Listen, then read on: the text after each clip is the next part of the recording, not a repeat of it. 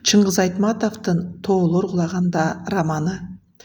Чыңгыз Айтматовдун «Тоолор кулаганда» романы адам менен табияттын байланышын жана ааламдашуу доорундагы этикалык жана экологиялык көйгөйлөрдү чагылдырат. Роман 2006-жылы «Дружба народов» журналына жарыяланган. Кийинки жылы өзүнчө китеп болуп чыккан. Романдын негизги идеясы — ааламдашуу. Романда ааламдашуунун таасири, анын жакшы жана жаман жактары көрсөтүлгөн. Экинчиси — экологиялык көйгөйлөр. Чыгармада табияттын бузулушу, аны сактоо маселеси көтөрүлгөн. Арсендин терең образы.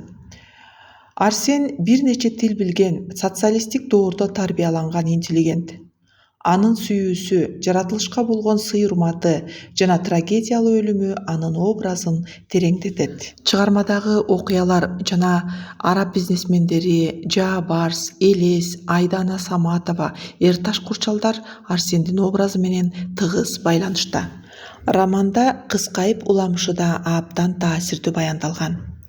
Ал жерде кыз менен жигиттин ортосундагы сүйүүсү, бирок бири-бирине жетпей калган армандуу тагдыры баяндалган. Ошондой эле бул романда Бектур өз кызыкчылыгын ойлогон каарман. Ал базар экономикасынын өкүлү, акча жана пайда табуу боюнча табиятка дагы каршы чыгууга даяр. Чыгармада Жаабарс табияттын символу катары абдан кенен сүрөттөлөт. Адам жана табият, каршылыкка толгон дүйнө, табияттын бузулуусу тууралуу проблемалар мына ушул Жаабарстын дагы тагдырына, анын башынан өткөн окуяларына байланыштуу абдан кызыктуу сүрөттөлөт. Араб бизнесмендеринин аңчылыгы. Экономикалык көйгөйлөрдүн азабынан арабтардын ак элбирсти атууга келиши постсоветтин Кыргызстандын экономикасынын көйгөйлөрүн чагылдырган. Моралдык кризис мына ушул жерде абдан кенен баяндалат. Бул окуя адамдардын акча үчүн табиятка болгон кайдыгерлигин көрсөткөн. Бирок бардык эле адамдар арабтар сыяктуу же арабтардын акчасына кызыгуу максатында иш алып барган эмес. Мисалы, Арсендин табиятты коргоо үчүн курмандыгы. Ал араб мергенчилигине каршы турат жана Жаабарсты коргоо үчүн өз өмүрүн курман кылат. Мына ушундай ак менен караны тааныган карама каршы образдар булар Арсен Саманчин менен Бектурдун образдары. Биз бул эки образды салыштыра турган болсок, бул интеллектуалдык деңгээл тараптан бир нече тил билген, интеллектуал, социалисттик доордо тарбияланган Арсен Саманчин. Ал эми Бектур прагматик, билимге караганда пайда табууга басым жасайт.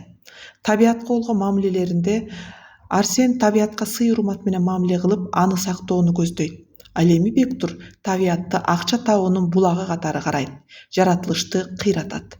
Адамдык сапаттары боюнча салыштырсак, Арсен жогорку моралдык принциптерге ээ, жоопкерчиликтүү жана боорукер. Ал эми Бектур өз кызыкчылыгын биринчи орунга коет, этикалык баалуулуктарды эске албайт.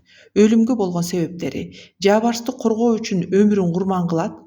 Арсен Саманчин. Ал эми Бектур табиятка кайдыгер мамилеси аркылуу кыйроонун символу, кыйратуунун символу. Ошондой эле социалдык позициялары боюнча Арсен Саманчин бул коомду жакшыраак жакка өзгөртүүгө аракет кылган.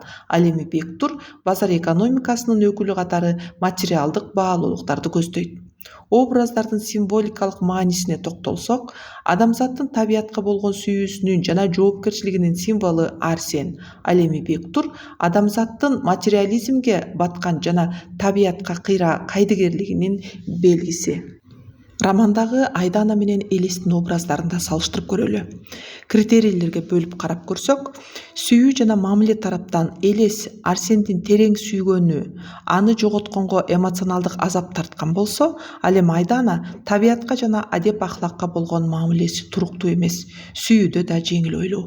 Адептик сапаттары боюнча Элес адептүүлүгү, табиятка болгон сый-урматы жана моралдык принциптеринин күчтүүлүгү менен айырмаланса, Айдана өз кызыкчылыгын көздөйт, жогорку моралдык сапаттарга ээ эмес. Табиятка болгон мамилесине карасак, элес табиятты сактоо, коргоо, гармонияда жашагысы келсе, ал эми Айдана табиятка анча маани деле бербейт. Ички дүйнө жана конфликттер боюнча салыштырып көрсөк, элес ички сезимдери терең сүйүүнүн, жашоонун баалоочусу. Ал эми Айдана конфликттерди үстүртөн жеңил чечкенге аракет кылат. Социалдык орду боюнча элес коомдо сый-урматка ээ болсо, Айдана коомдо өз пайдасын гана көздөгөн опера ырчысы. Ал эми образдардын символикалык маанисин карап көрсөк, элес адиптүүлүктүн, сүйүүнүн, табиятка гармониялуу жашоонун символу. Ал эми Айдана табигый гармонияга каршы турган материализмдин символу. Чыгарма адамзаттын жоопкерчилигин, табиятты коргоону жана адептик философиялык маанини терең түшүнүүгө окурмандарды чакырган мыкты идея менен аяктайт.